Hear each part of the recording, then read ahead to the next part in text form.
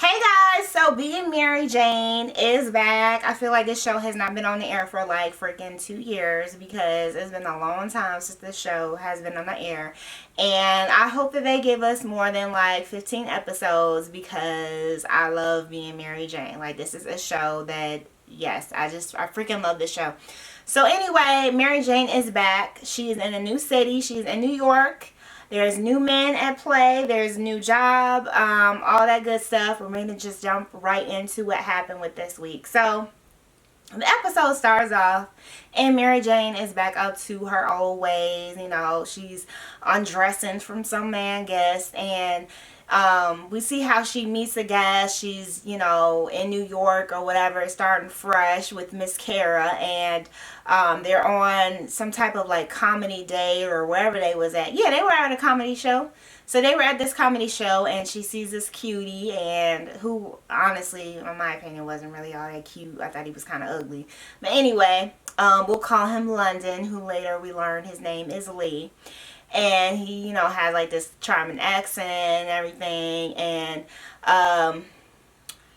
I left something out. So Mary Jane is like on a mission to just kind of like start fresh in New York or whatever. And she pays $20,000 to this matchmaker to find her a man because she wants to be married by the following year.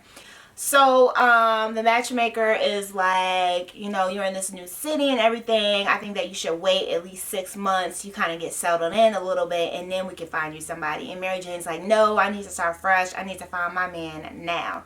So the matchmaker is like, okay, I'll be in contact with you, yada, yada, yada. You got to take this assessment, all this other stuff. So Mary Jane was like, okay, cool. So when she goes out that night with Kara, she's on a mission to basically find a one-night stand. Somebody who doesn't know she's Mary Jane, because, Mary Jane is kind of famous. And she wants somebody who thinks, that she's a nobody, and she can just have a one-night stand with him and then get that out of her system because she's keeping her legs closed for her husband. So she finds, Mr. London, Lee, or whatever, and they kind of have their little interaction. She takes him back home, and he's like, what do you want? What are you into? And she tells the man, tell me that you love me. And it's just like, okay, Mary Jane, really? Like, are you really that, insecure that you're asking this strange man who you don't know to tell you that he loves you? Like, okay, Mary Jane, whatever. So he tells her that, and then the next day, happens or whatever. And she's at her new job in New York. She's got, basically her new job is she's like a news girl, and she's like reporting from outside. She's doing like celebrity interviews and stuff. Honestly, her job looked pretty dope to me. It looked pretty fun to me. But of course, Mary Jane has her sights on the news anchor chair, which is already being held by Miss Rhonda. Now, there are reports of Miss Rhonda leaving, and that she's not going to be staying, that she's looking for another position somewhere else, and that the news chair will soon be Mary Jane's. There's talk of her grooming her for this job and all this and that. She has meetings with the executives and all that, and Mary thinks that she's got the job in the bag. And Rhonda quickly tells her, I think that you're amazing, but they're basically trying to put two black women against each other, and I'm not leaving, just so you know. It's probably going to be another 5 years before I even think about, retiring or whatever. And, Mary Jane's basically crushed. She's heartbroken because she idolizes this woman. She looks up to her. And, obviously she wants to be her. So, in the meantime, Mary Jane also gets back to the matchmaker. And she's like trying to find out what's good with, the process of going down to find her husband. And the matchmaker's like, hey, I'm going to have to give you a refund because I just can't help you find somebody. You failed the assessment or whatever. I just don't think I can help you.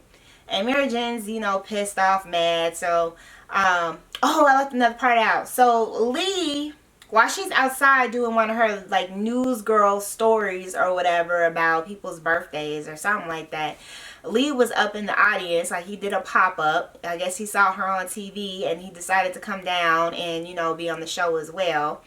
And, you know, she's like interviewing him or whatever in front of everybody on TV.